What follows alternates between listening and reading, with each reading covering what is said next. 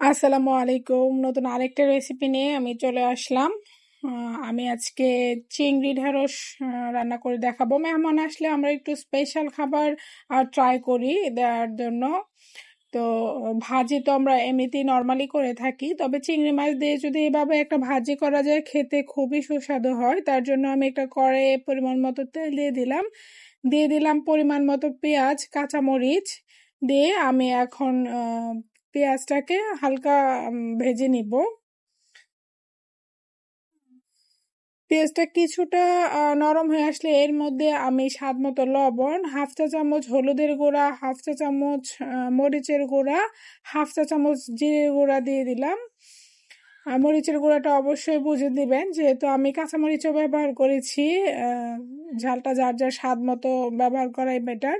আমি এখানে কিছু চিংড়ি মাছ দিয়ে দিলাম। এখন ভালোভাবে চিংড়ি মাছটাকে মশলার সাথে কষিয়ে নিব যতক্ষণ পর্যন্ত তেলটা না উঠে আসে। চিংড়ি মাছটা কষাতে হতে হতে আমি বলে নিচ্ছি, যারা আমার ভিডিওটা দেখছেন প্লিজ ভিডিওতে একটা লাইক দিয়ে দিবেন। যদি ভিডিওটা ভালো লাগে চ্যানেলটাকে সাবস্ক্রাইব করে পাশে থাকবেন, ভিডিওটাকে শেয়ার করে দিবেন। রিসেন্টলি কেন যেন আমার ভিডিওতে ভিউই হচ্ছে না, বুঝতে পারছি না। প্লিজ ভিডিওটা দেখে একটা লাইক দিয়ে শেয়ার দিয়ে দিবেন, পাশে থাকবেন। আপনাদের একটা লাইক একটা শেয়ার আমাকে অনেক দূর পৌঁছে দিবে। আমি চিংড়ি মাছটা ভালোভাবে কষানো হয়ে আসলে এর মধ্যে কিছু আলু দিয়ে দিলাম। চাইলে এখানে আলুটা স্কিপ করতে পারেন। আমার বাসায় যেহেতু আলুটা খেতে সবাই মোটামুটি পছন্দ করে, যার কারণে আমি এখানে আলুটা ব্যবহার করছি ছোট কিউব করে। এখন আমি একটা ঢাকনা দিয়ে আলুটাকে সিদ্ধ করে নিব। যতক্ষণ পর্যন্ত আলুটা সিদ্ধ না হয় আমি ততক্ষণ পর্যন্ত ওয়েট করব। ঢাকনাটা উঠিয়ে একটু নেড়ে চেড়ে দিচ্ছি যেন পুড়ে না যায়।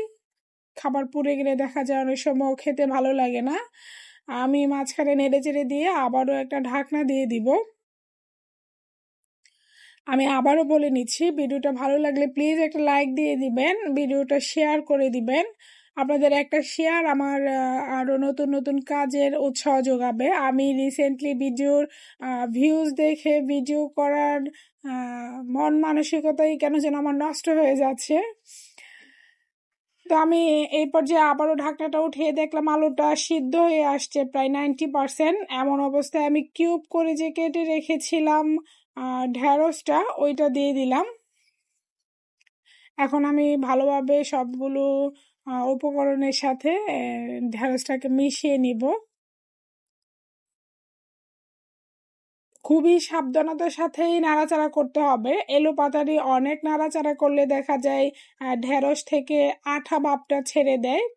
এই কাজটা মোটেও করা যাবে না। সাবধানেই মশলার সাথে নেড়ে চেড়ে ঢেঁড়সটাকে মিশিয়ে নিতে হবে। আমি যখন সব মশলার সাথে মেশানো হয়ে আসছে ওই পর্যায়ে একটা ঢাকনা দিয়ে প্রায় 5 থেকে 7 মিনিটের মতো রেখে দিয়েছিলাম। এখন ঢাকনাটা উঠিয়ে আমি কিছুটা নেড়ে চেড়ে দিব। অবশ্যই খুবই আলতো হাতে নাড়াচাড়া করতে হবে। এলোপাথারি আবারও নাড়াচাড়া যদি করা হয় এ পর্যায়ে দেখা যাবে একটা পিচ্ছিল ভাব চলে আসবে ঢেঁড়স থেকে। এই যে আমার ঢেঁড়সটা এরই মধ্যে সিদ্ধ হয়ে আসছে। এখন আমি ঢাকনা দিব না, এইভাবে হালকা হাতে নেড়ে চেড়ে আরো 2 থেকে 3 মিনিটের মতো আমি ভেজে নেব। তাহলে দেখা যাবে একটা ঝরঝরা ভাব চলে আসবে ঢেঁড়সের মধ্যে, তখন খেতেও ভালো লাগে। এভাবে যদি নেড়ে চেড়ে কিছুটা ড্রাই করে নেওয়া যায় ঢেঁড়সটা একদমই পিচ্ছিল ভাবটা থাকে না বললেই চলে। দেখেই বুঝতে পারছেন একদমই ঝরঝরা হয়েছে, আঠালো ভাবটা নেই একদমই। এই যে আলুটাও সিদ্ধ হয়ে গিয়েছে, আমি দেখিয়ে দিচ্ছি।